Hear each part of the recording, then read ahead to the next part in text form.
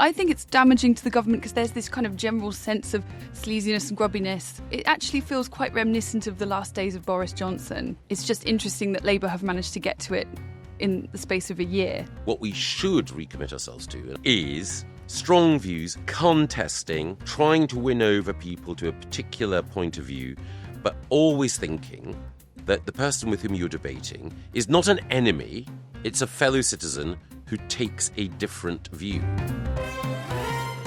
Hello, and welcome to Quite Right, the new podcast from The Spectator, which looks for sanity and common sense in a world, especially this week, that seems increasingly devoid of both.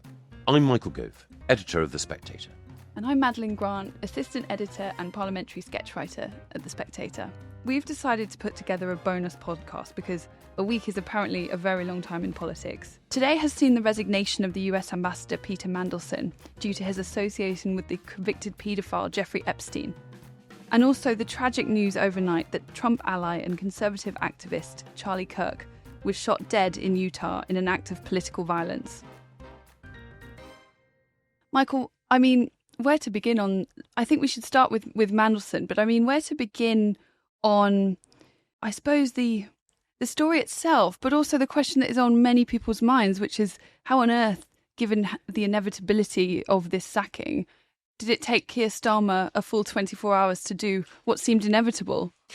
Well, I think there'll be a lot of people who will be, to use an American phrase, Monday morning or even Thursday morning quarterbacks and saying, well, this was always inevitable. Peter Mandelson is attracted to scandal as moths are to flame, bees to honey, and Keir Starmer to Mogadon.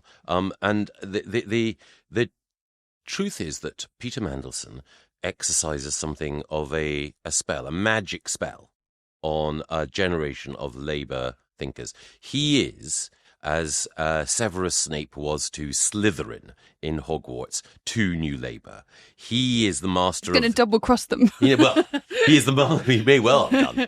He is the master of the dark arts, who has adepts and pupils. And in Number 10, at the moment, you have a new addition to Number 10, Tim Allen, who's the head of communications. And you also have, of course, the Prime Minister's Chief of Staff, Morgan McSweeney, both of whom have learnt from Peter Mandelson, both what the realities of government involve and also how to beat back the left. So Peter Mandelson was the original architect of Labour's modernisation when they were moving away from Bennery and the legacy of Michael Foot. And, of course, Morgan McSweeney has been doing the same thing for Labour, he hopes, in order to rid it of the shade of Corbyn. So he has a grip on their imagination. But your feelings, Maddie, I think are the feelings of many, many people, which is, yeah, that's all very well, but honestly, this guy, why is it that he finds himself in these situations? And you were observing some of the comments in the House of Commons earlier when questions were being asked, and I think the general view, as far as I can tell from what you've seen and what will be on our website in your sketch, is that opposition MPs in particular just felt that this was a disaster that was time-stamped and dated, ready to happen sooner or later. Yes, but crucially, not just opposition MPs who you would expect both to look for any opportunity to criticise the government and to not hold back, but also Labour MPs have been also intensely critical. I think many on the left of the Labour Party are furious because they sense that there are different rules applying to more left-wing aligned members of the party and those who are more of the soft left, as you were just describing. They will wonder, why is it that so many of our number were disciplined for rebelling on welfare reforms or winter fuel, etc.? Some people even losing the whip. Why is Rachel Maskell turfed out of our party or given a severe whipping? And, the most famous paedophile in living memory's best pal is given a plum job as US ambassador. And in the process, actually turfing out Dame Karen Pierce, who was doing a fantastic job before. It just seems like a baffling decision. And there's already a palpable anger on the Labour benches for all sorts of reasons. So I think it's intensified that. And that's almost more important than the opposition rage. That does make sense. And I suppose you're right that someone like Rachel Maskell, I'm sure listeners will know that she's a quiet, church-going, understated, from the sort of Methodist tradition of Labour figure, who is, whether or not you agree with her, a woman of quiet principle. And her idea of a walk on the wild side might be an extra dollop of syrup in her chamomile tea on a Saturday evening. There she is, a martyr for her beliefs and standing up for people who are welfare beneficiaries. And then on the other side, the guy that Keir Starmer has burnt political capital to defend is someone, as you say, whose natural habitat appears to be on the yachts and islands of dodgy billionaires. Also, the government's line on this is that new information came overnight, which made their decision, essential that he be turfed out immediately. I also find this quite a curious line of argument. Are we supposed to believe that 24 hours ago, I don't know, what was it that done it? It was Peter Mandelson asking for air miles was the straw that broke the camel's back, but not the intensely creepy messages in the birthday card. That doesn't really hold up to scrutiny. And I think we're also being told the official line, which I think many people will criticise intensely, is, well, it slightly makes a mockery of what the government and their advisors have been telling them. The idea that this was all news, brand new information, given that Lord Mandelson himself acknowledged that there was likely to be further embarrassing revelations, and he acknowledged that himself, could they not have foreseen? You wonder, is there somehow an ick-ometer or a Geiger counter equivalent for sleaze, whereby it starts ticking up to a particular level? Yeah. Because, as you pointed out, yesterday, or rather on Wednesday, Kemi Badenoch had her best Prime Minister's question time perhaps ever. And the central question which Keir Starmer at that point found very difficult to answer is, why was this guy, Peter Mandelson, after Epstein had been found guilty of his offences, still involved in business dealings with him, including, it would appear, overlapping, at best, with the time when Peter Mandelson was business secretary.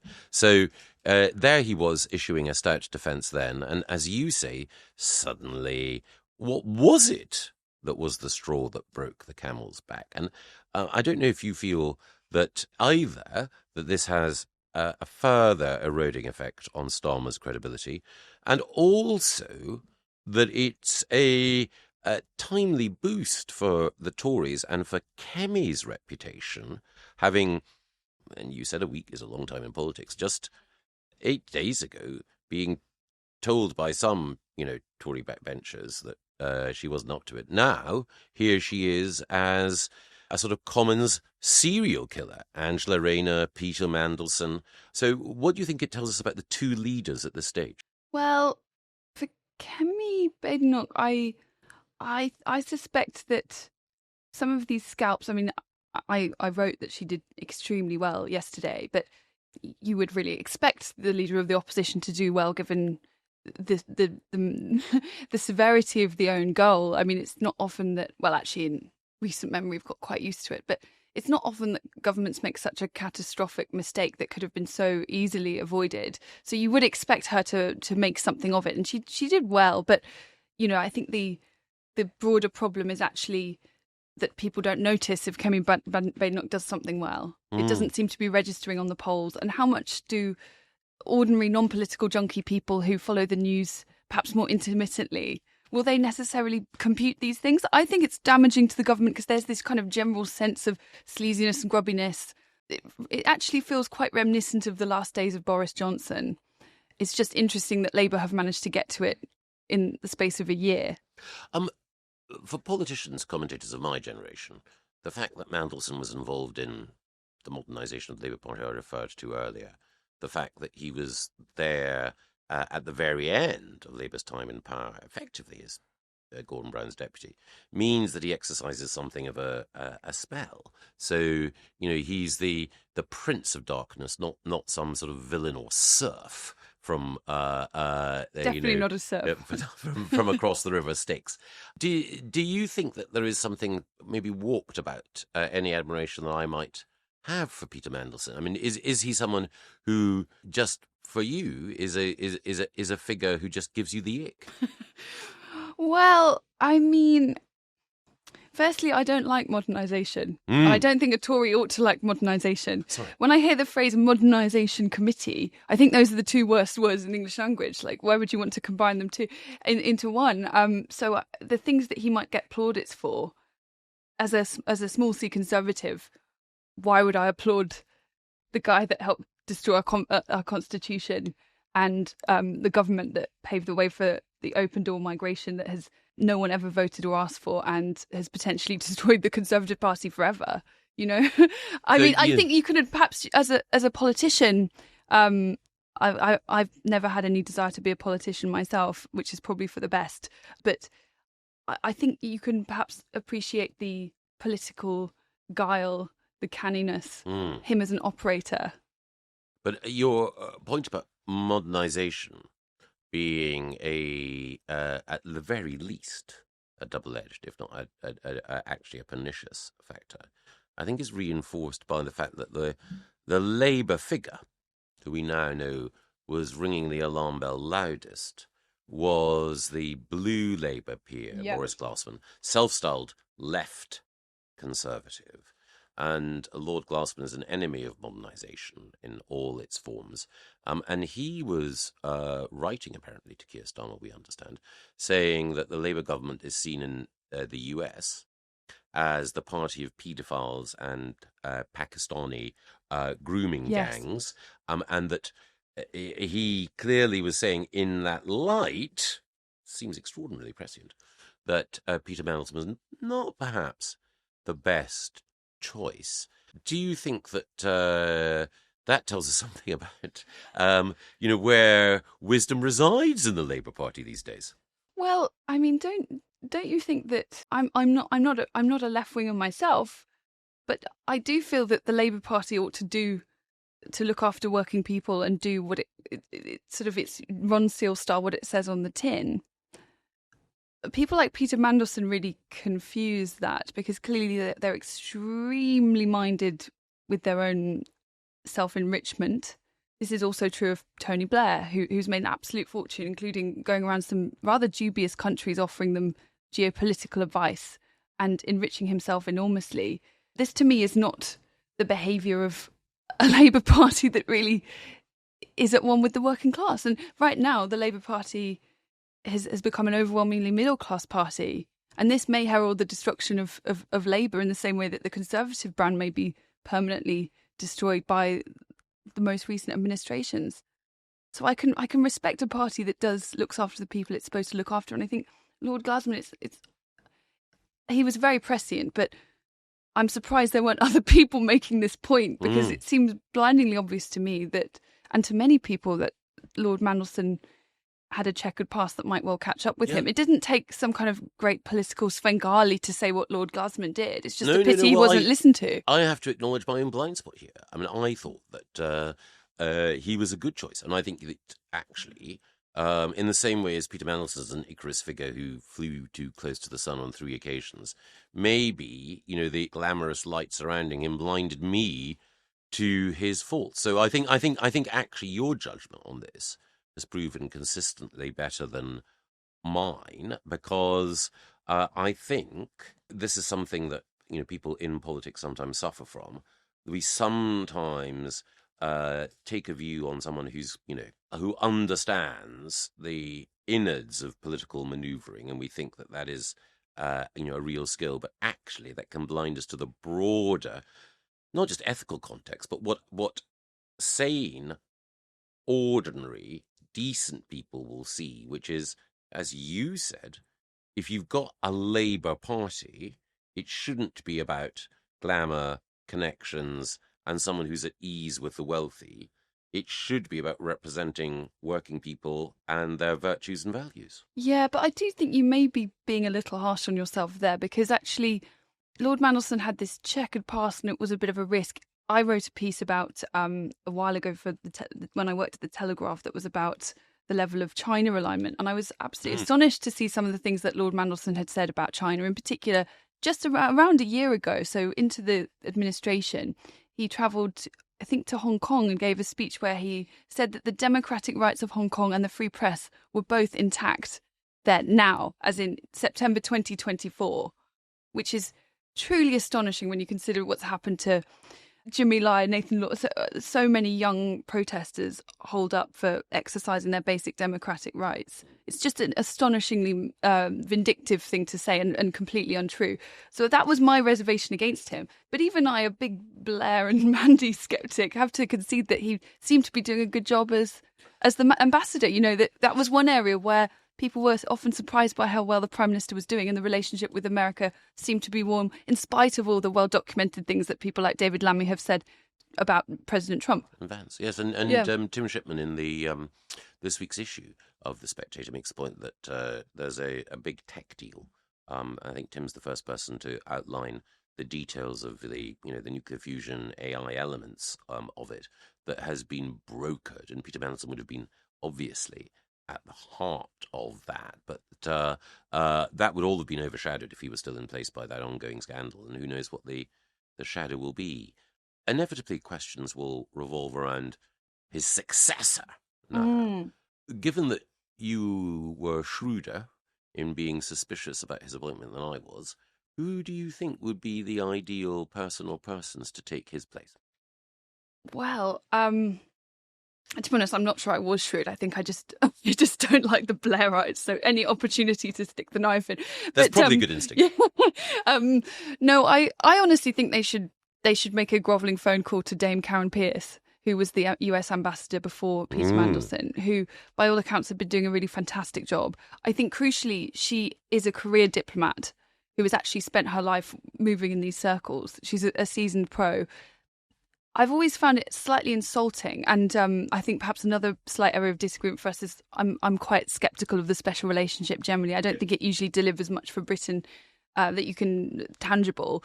One of the examples of the asymmetry that I would often point to is the fact that we have typically sent over a proper diplomat to Washington, and in return we usually get some crony or stooge of the current president, be it Republican or Democrat. Often it's just someone who was a big donor to either of those parties, and they get rewarded with this beautiful house, the single largest private garden in London, and all the helipads and all the rest of it. But they obviously don't take it as seriously as we take it. So I think a return to that level of seriousness would be a good thing. I think you're right that we regard it as a plum appointment. Sometimes there's a political appointment, but it's generally someone who's at the apex of the diplomatic service who is sent there.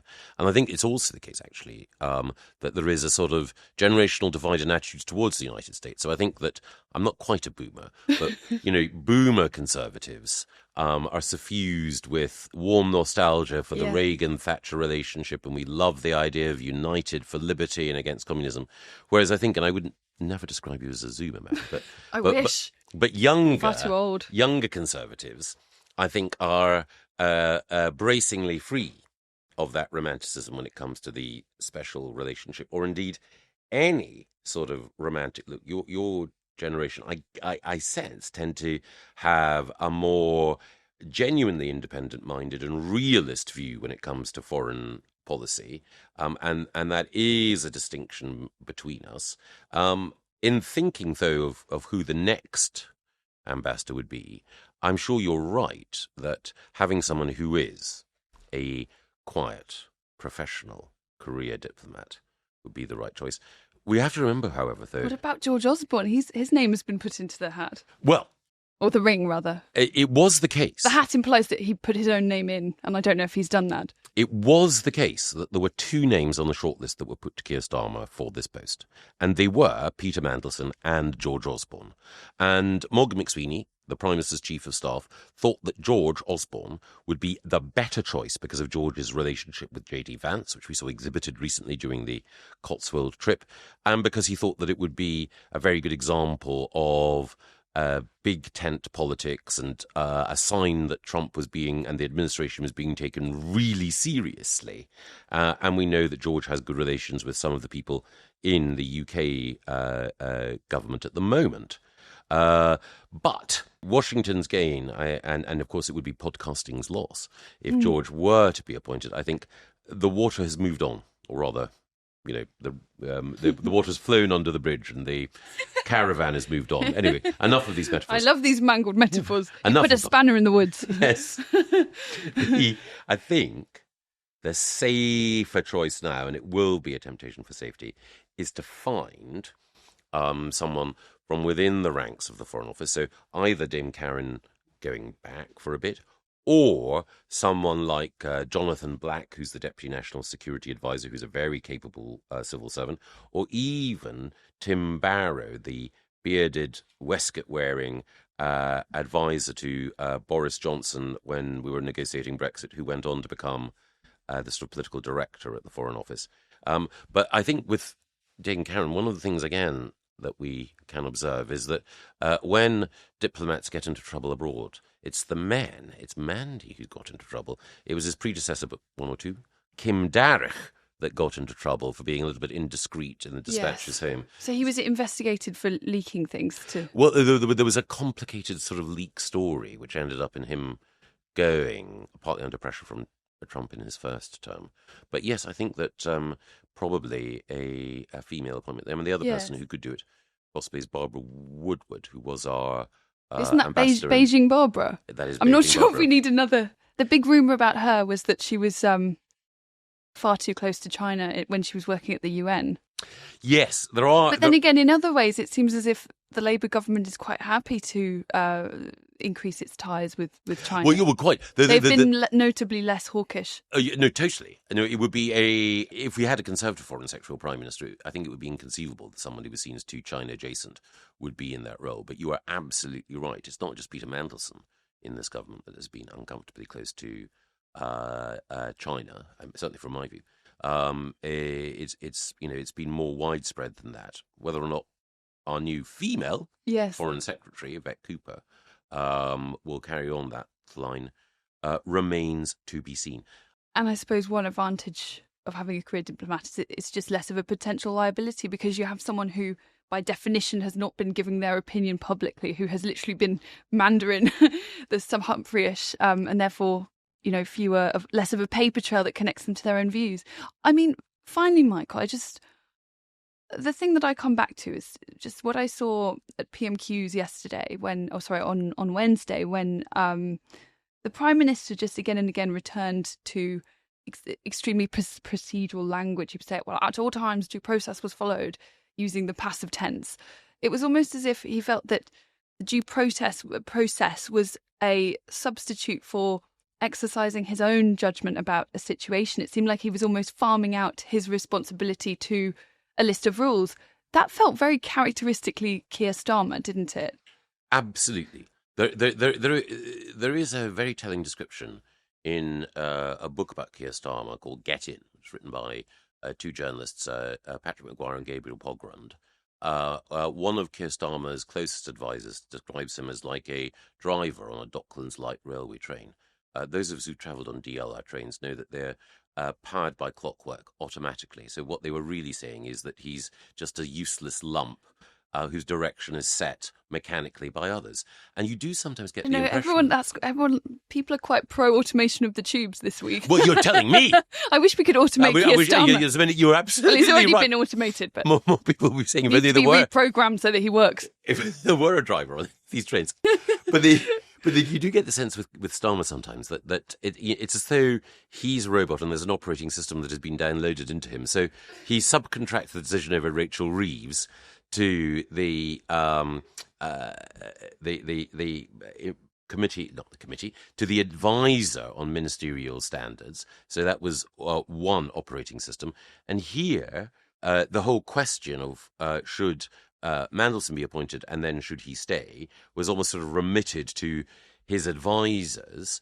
And it seems as though, in both cases, while he might think due process was followed, what he is showing, I'm afraid, not my phrase, Boris's actually, is that he's a lawyer, not a leader, that he will follow the black and white letter of particular processes. What he won't do is exercise the broader vision that leadership requires. Naturally, of course, we will all have our thoughts about Keir Starmer's judgment, but even though Peter Mandelson is departing from Washington, the big story in America, the big conversation in America, certainly I imagine over the next few days, will be the tragedy that was the assassination of Charlie Kirk, the 31-year-old thinker, talker, broadcaster, podcaster, who was shot when he was speaking to students in Utah. And I think listeners in the UK may not necessarily know everything about Charlie Kirk, but I think everyone will be moved by the fact that you have this young man who leaves 2 children and a grieving wife behind, and whose death has convulsed and indeed divided America. Absolutely. It's truly shocking, and political assassinations in the era of the smartphone take on a new significance because people are often seeing it almost in real time, more than they ever wanted to see. It's truly harrowing to know, for example, that I understand his wife and children were possibly at the event, so they may have seen it firsthand. I mean, it's just unbelievably shocking, tragic. I think that there is something particularly sad about the fact that it happened in a big public open-air event. He was giving a talk or just taking questions from the audience at the moment when he was shot. This felt very much his modus operandi. He was someone who was very much in the business of engaging in a kind of respectful Socratic dialogue with anyone who would turn up, often people who vehemently disagreed with him. And so it feels quite apposite that at the moment where he was taking questions from the audience that he was taken out. And obviously we know nothing about the shooter. In fact, they haven't apprehended the shooter yet, which is another alarming element to this story. So it's hard to speculate on the motives, but you do sense that there's an attempt to stop someone who is a powerful communicator from speaking out. It does seem that way, and you're right. We don't know. We haven't, because the killer hasn't been apprehended, and it will probably be sometime even after he's apprehended before we know what motivation, if any, there was, what darkness there was in his heart. But you are absolutely right that the Charlie Kirk modus operandi was, here I am, I've got very strong views, and I will vigorously defend them. And you may not like them, you may consider them to be unfashionable, prehistoric, whatever. But I'll engage in a reasoned debate with you, and I will welcome questions from everyone. And his whole point was, my beliefs and the thought that I've put behind them are robust enough to withstand that. And also, some of the clips, some of the videos that people will be able to watch online will show him engaging, for example, with a young trans student, taking a very strong view, but being totally respectful, extremely indeed, respectful, generous and gracious, kind and empathetic. Yeah, exactly. And my sense is that one of the reasons, again, we don't know about the killer, but one of the reasons why Charlie Kirk excited such strong feelings is, for some on the right, here was someone who was genuinely and brilliantly unafraid to stand by their principles, come what may, and to articulate them, with a clarity and grace. Yes. And then it's precisely for those reasons that there were some on the left who, while he was alive, hated what Charlie Kirk was doing, and found the combination of rigor and reasonableness that he presented absolutely infuriating. And he's written for us, Charlie, or he wrote for us, I should say, after a recent visit to the Oxford and Cambridge unions. Now, you were an Oxford Union figure, Maddie. Yes, as was I, a very different generation. My proudest hour, but yes. Yes. And so for an American conservative of the most rock-ribbed kind, to talk to an Oxford or Cambridge audience now does mean taking on, some, as he acknowledged in the Spectator piece, both some of the most articulate but also some of the most anti-American and radical voices in Britain now. Yeah. The Oxford Union, obviously, its stock in trade has been a great centre for free speech and open debate. I'm not sure if it's always lived up to the lofty ideals, but there have been events that were dogged with scandal and difficulty. Was it a Cambridge Union or Oxford Union event where Kathleen Stock, her speech was interrupted by protesters? Yeah. I'm sure that wherever she goes, she's often liable to be interrupted by protesters outside. when I was a student, I felt things changing, actually. And I do think it's very relevant to this particular tragedy, because I think this idea that has taken root, and I began to see it when I was a student, is the idea that certain words are tantamount to violence. Yes. And if you pursue that logic to its fullest extent, I think at the extreme end, you end up with a political assassination.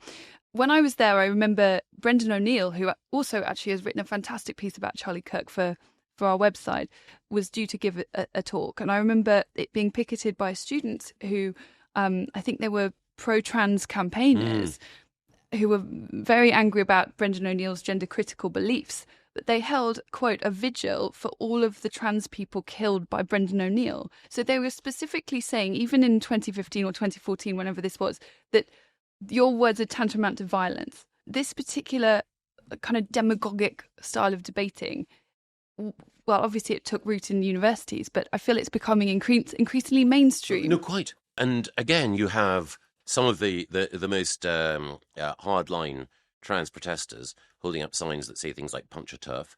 One of the people online, an American writer, who was most scornful in the immediate aftermath of Charlie Kirk's death, rejoicing rather than grieving, was also someone who's written horrific things. I think a novel about J.K. Rowling in which the writer envisages, almost fantasizes about her passing. So there is that ugliness. But my view, very firmly, is that we should defend speech, however offensive it is overall, because debate matters. And my worry is that whatever the motivation of this killer, that the murder will have a chilling effect overall. Yes. That whether it's on campus or elsewhere, people who want to make a case, which may seem radical or subversive or original, will now think twice, because the risks are too great of putting yourself out there as the champion of a particular cause, when there are people whose minds may be sufficiently disturbed to act in terrible ways. Yes, this is very true. I think this may be the end of the big open-air public event in America, perhaps, given the attempted assassination of Donald Trump and now the murder of Charlie Kirk. And the attack on Salman Rushdie as well. Yes, of course. That too. I think that old idea of there being a kind of a public square will increasingly be replaced by events that are very heavily curated and with high security around them, and probably taking place indoors, which it's a sad thing. It's a very sad thing. And clearly, Charlie Kirk was a big believer in free speech, and he personally took it upon himself to go out there and try to convince people. But he's now become a martyr for free speech. Well, quite. And I remember it was only a few years ago that my colleague David Amos was also murdered. It was an assassination by an Islamist killer.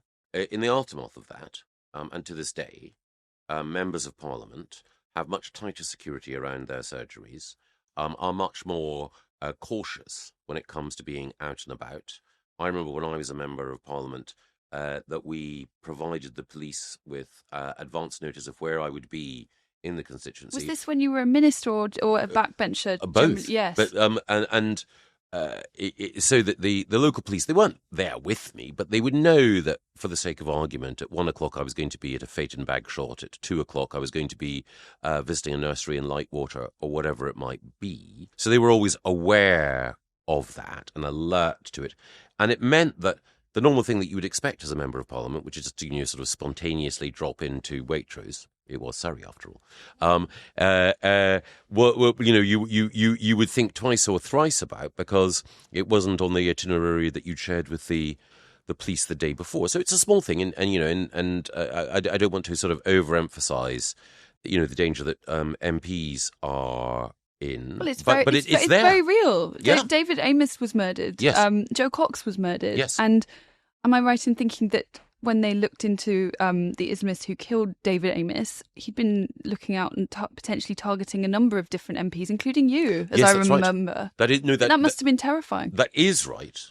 and particularly so for my ex-wife and our children as well. But more broadly, if it's the case that all MPs, because this killer, you're quite right, before he killed David Amess, had scoped out a number of people, including my friend Mike Freer, who was the MP for Barnet. A number of people had been potential victims. It will be the case, I think, for lots of people that who would otherwise have thought about going on campuses in the UK or in the US, that the risks, the danger will now seem even greater, as you point out. And what that means, I fear, is that, therefore, increasingly, political debate will take place online, not in person, that it will become more polarised, not less, and that whatever one thinks about Charlie Kirk's views, and I think I endorse almost, well, a goodly portion of them, whatever one thinks of them, they were always expressed in a way which invited debate and civilised conversation. Now, what I fear we're more likely to have is political opinions expressed in echo chambers increasingly loudly. And so you have an horrific crime, a chilling atmosphere of fear, and greater political polarisation potentially as well. Yes, it's ominous. It's a very scary time. You know, I fear for America most of all, but also what the repercussions could be in the UK, because I feel that we're not exactly the same as countries. For a start, you know, that America is a more violent country and political violence is more common in America than it is here. I looked into it just a little, and I was actually surprised by how many there have been even in the quite recent past.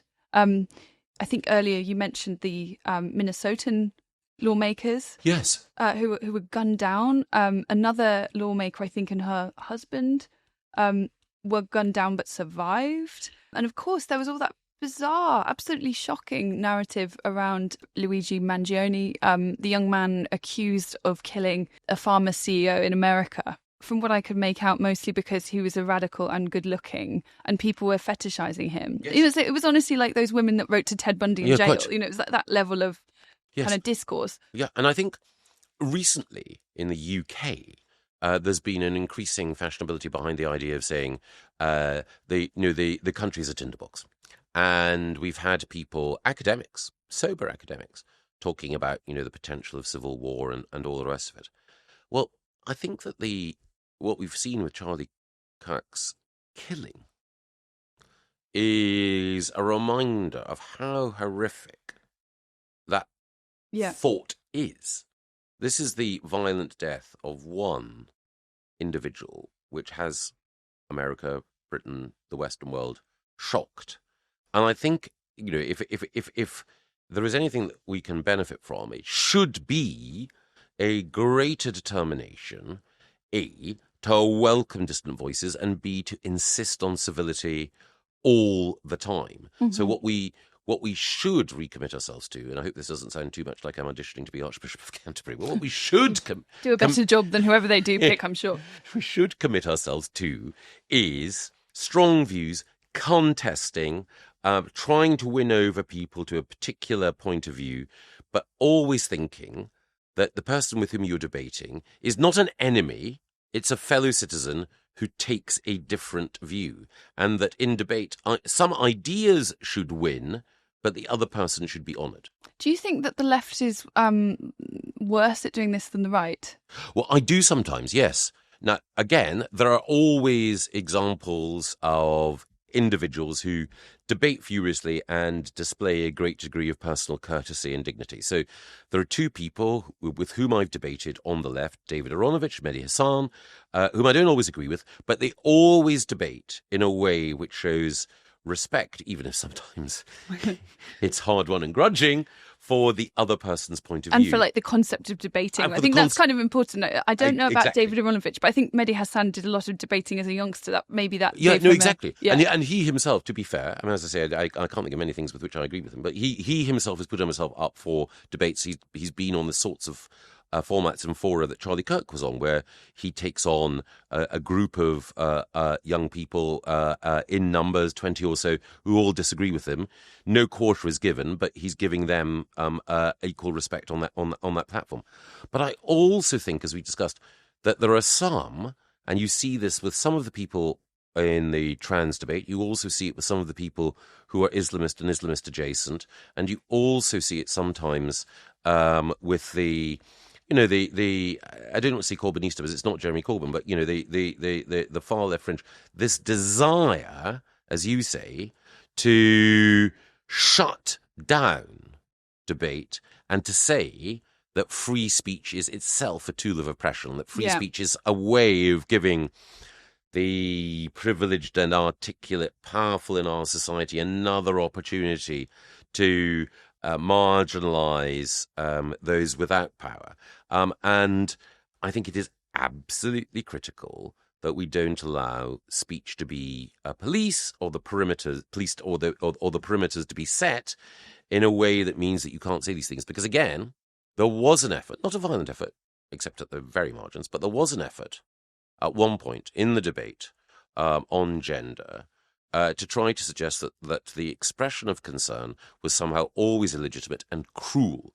And it was actually thanks to brave women, Joe Cherry, J.K. Rowling, and a variety of others. Julie Bindel. And Julie, preeminently, that the debate was wrested back from that. And the one of the things that I hate is the way in which, when people are expressing an opinion, there's always an attempt to try to generate offence archaeology, or an attempt to say, he's a Nazi, or whatever. Treat the individual with respect and take on the ideas, and don't immediately reach for, in effect, a real or metaphorical gag. I think we need to push back also on the emotional manipulation that is often going on in these attempts. One very common one, for example, is for many years the debate about gender transition was framed as what was often said, for example, to parents of children expressing gender confusion, to basically encourage them to propel their children down sometimes irreversible medical transitions, was, would you rather have a dead cis child or an alive trans child? This was very commonly said in both America and the UK in the Tavistock Clinic. This kind of language was very common. It was completely manipulative, and it should never have been allowed. Yeah, no, you. And I feel like there are elements of this also. I remember during the George Floyd particular mania in 2020. I remember people saying things like, "Silence is violence." If you don't condemn this, or I assume you're a racist if you don't have a black square in your Instagram account that says Black Lives Matter. Even if you believe Black Lives Matter, but you don't necessarily want to be associated with a kind of extreme far left group that has since said and done some absolutely shocking things, then you're a racist. This is very manipulative, and it's very powerful because, of course, no one wants to be accused of butchery or barbarism or racism. The most powerful lesson, then, I think you're absolutely right, Maddie, is that whenever we see any attempt to intimidate or to inhibit someone from speaking their mind, we should absolutely, stoutly resist it. This is first and above all a human tragedy for a family who are in grief. But if it's anything else, then it should be a reminder of our importance to keep, as I think the Spectator has always sought to do, free speech at the heart of everything that we do, think and say. I'm Michael Gove. I'm Madeline Grant. And next week, I hope we'll see you for another edition of Quite Right.